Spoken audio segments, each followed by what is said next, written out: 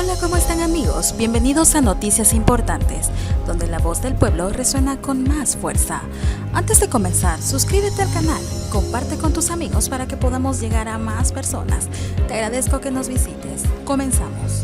No es el embargo el problema en Cuba, sino el fracaso de su modelo económico. La revista The Clinic explica por qué las razones de La Habana para justificar sus contratiempos económicos son un pretexto para evitar reconocer su incompetencia. Si mañana Washington levantara la política del embargo sobre La Habana, la diferencia sería sustancial para la situación económica cubana. De acuerdo con Peter Young, fundador del Instituto Adam Smith del Reino Unido, no. En un texto publicado en la revista británica The Critic, Young subrayó los múltiples conflictos que tiene el chivo expiatorio favorito de La Habana para el fracaso de su proyecto de país. Los datos más recientes muestran que el 2020 Estados Unidos exportó bienes por valor de $177 millones a Cuba e importó bienes por valor de $15 millones, recuerda Young, recurriendo a la información pública. En los primeros 5 meses del 2021, Estados Unidos ya ha exportado $134 millones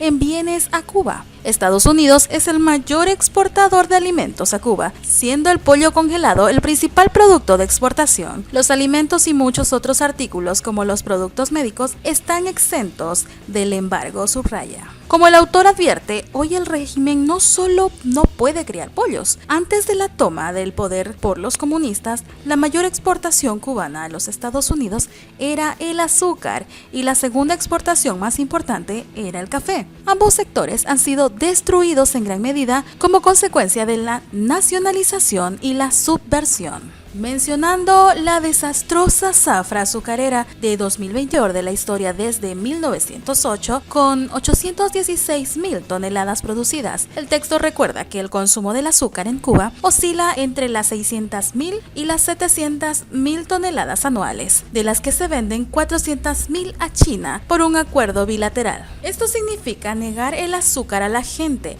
o recortar las pocas exportaciones restantes. Si Cuba pudiera volver a exportar azúcar a los Estados Unidos, no podría hacerlo porque no puede producir suficiente azúcar para abastecer los mercados existentes, dice Young. Las razones esgrimadas por el presidente de Ascuba, Julio García, para ese resultado fueron deficiencias organizativas de gestión, equipos rotos, baja calidad de la materia prima y tiempo perdido en la recolección y el transporte de la caña, así como las dificultades financieras, las condiciones climáticas y los problemas acumulados en la infraestructura de los centrales y la falta de disciplina laboral y tecnológica. El café es una historia similar. Una vez fue una de las principales exportaciones cubanas, con exportaciones anuales de más de 20.000 toneladas métricas en la década de 1950, pero el sector colapsó tras la nacionalización y los controles de precios. El gobierno ahora raciona su café para propios ciudadanos e incluso tiene que importar algo, comenta Young. Según la FAO, en el 2013, el número de hectáreas dedicadas al cultivo de café había disminuido a 28.000 desde 170.000 en 1961. Cuba no tiene café para vender a Estados Unidos, aunque la ley estadounidense permite la importación de café del sector privado cubano, pero el régimen que impone un monopolio estatal impide a los empresarios cubanos exportar café. Asimismo, indica Young, Cuba recibe 6.000 millones en asistencia humanitaria anual de los Estados Unidos, más cientos de ingresos en pagos por telecomunicaciones en la isla. Esto proviene principalmente de la fuerte diáspora cubana de 2.3 millones de personas que viajan regularmente a la isla, dejando incontables millones para el gobierno cubano. Tanto las ayudas como los viajes están exentos del embargo. El texto subraya que un bloqueo requeriría que Estados Unidos impida el movimiento de mercancías y personas hacia y desde Cuba.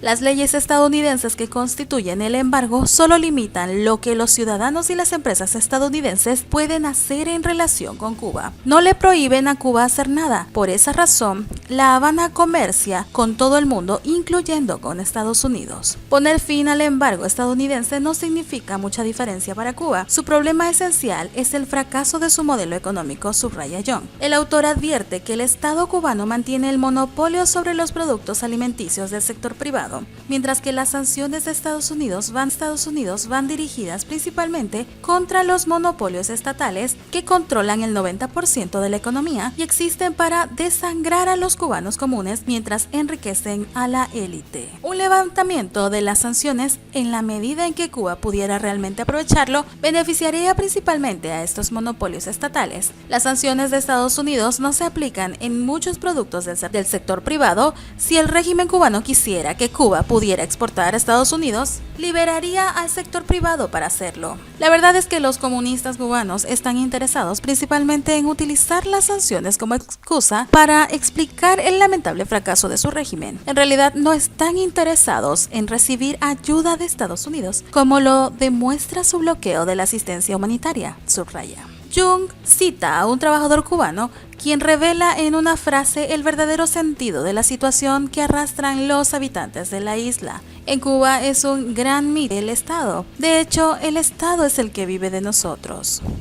Pero, como advierte el texto, en caso de que Joe Biden decida eliminar las sanciones contra La Habana para que el régimen pierda esa herramienta de propaganda, la izquierda pronto encontraría alguna otra excusa para el fracaso del comunismo cubano. Continuando con las noticias. Con la apertura del turismo internacional, regresan los rechazos a los clientes cubanos. Numerosos arrendadores de vivienda aseguraron que después del 15 de noviembre solo aceptarían extranjeros, tal como lo hicieron antes de los cierres por la emergencia sanitaria. Aún no arriba el primer grupo de turistas a La Habana y no solo comienzan a subir los precios de las casas de renta, previéndose a la apertura y a un retorno a la normalidad para el 15 de noviembre, sino que muchos de los dueños de hostales vuelven a dejar en claro que no aceptarán a más clientes nacionales. La condescendencia durante este año y medio sin turismo internacional al parecer fue un asunto coyuntural, además de clandestino, puesto que aún están prohibidas determinadas modalidades de renta, como las que son por horas o pasadías en piscinas y zonas de la playa. No se trató entonces del final de las discriminaciones de una vez y para siempre, de colocar al cliente nacional en igualdad de condiciones con el foráneo,